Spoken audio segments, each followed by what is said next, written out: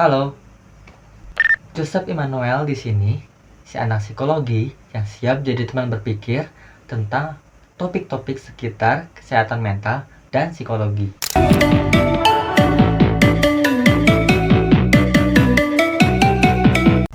Kali ini aku mau membahas mengenai hal-hal apa aja yang terjadi setelah kita usia 20 tahun.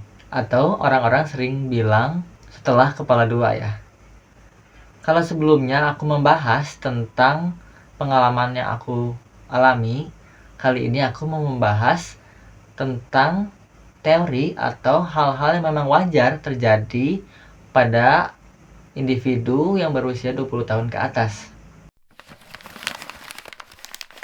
Pada usia 20-an, seseorang masuk pada fase dewasa muda, yaitu fase di antara remaja dan dewasa.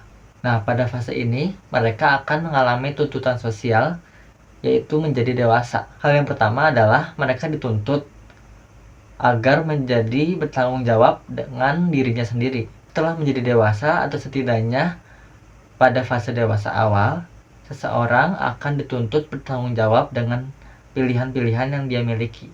Misalnya, yang berkaitan dengan minat kita seperti pekerjaan, pendidikan, dan lain-lain. Nah, pilihan-pilihan tersebut pada akhirnya akan dimintai pertanggungjawaban, yaitu dituntut tentang keseriusan kita mengenai pilihan-pilihan yang kita buat. Yang kedua, saat dewasa muda, seseorang akan dituntut untuk mandiri dalam mengambil keputusan. Berbeda dengan anak kecil, saat kecil kita menyerahkan semua keputusan ataupun semua hal kepada orang tua kita. Sebaliknya, orang tua pun seperti mengambil alih setiap keputusan yang perlu kita ambil, seperti masuk sekolah, makan, ataupun beberapa hal mengenai kegiatan-kegiatan kita sehari-hari. Nah, tapi setelah kita menjadi dewasa, kita harus mulai belajar untuk bisa mengambil keputusan sendiri. Karena kedepannya, kita perlu untuk mengambil beberapa keputusan penting sendiri. Karena pada faktanya kita tidak akan selalu bersama-sama dengan orang tua kita. Tentu ada beberapa keputusan yang besar, seperti misalnya menikah atau membeli hal-hal yang besar seperti rumah.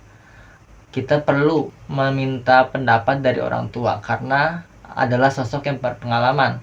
Tapi untuk hal-hal sehari-hari yang kita hadapi setiap harinya, kita perlu untuk belajar mengambil keputusan secara mandiri. Yang ketiga, mungkin hal ini yang paling umum dan sering dibicarakan menjadi kriteria seseorang disebut dewasa, yaitu mereka sudah memiliki pekerjaan atau berpenghasilan, atau mandiri secara finansial, atau bisa berpenghasilan sendiri dan bisa membiayai hidupnya sendiri. Yang keempat, secara sosial, mereka biasanya memiliki ciri-ciri, yaitu memiliki komitmen dengan hubungan. Bisa hubungan dengan keluarga, teman-teman, ataupun pasangan. Komitmen di sini adalah kualitas hubungan yang mereka miliki. Kita sering mendengar kalau semakin tua atau semakin dewasa, lingkungan atau lingkaran pertemanan kita menjadi lebih sempit. Hal itu ada benarnya juga, karena secara tuntutan, tentu kita tidak bisa berkomitmen dengan banyak orang. Nah, kita akan berkomitmen dengan orang-orang yang kita merasa dekat, kita merasa cocok, ataupun yang kita merasa penting untuk hidup kita. Yang kelima mungkin adalah tantangan untuk seseorang dalam fase dewasa muda. Mereka perlu memiliki kestabilan atau mengatur keseimbangan dalam kehidupannya.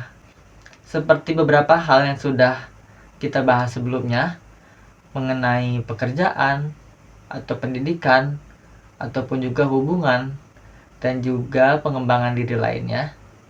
Mereka harus bisa membagi waktu dengan baik untuk berkomitmen dengan hubungan yang mereka miliki, dan juga pengembangan diri, yaitu pencapaian yang mereka harus dapatkan dalam kehidupannya sendiri, yaitu tadi harus bekerja dan menghasilkan untuk diri mereka sendiri.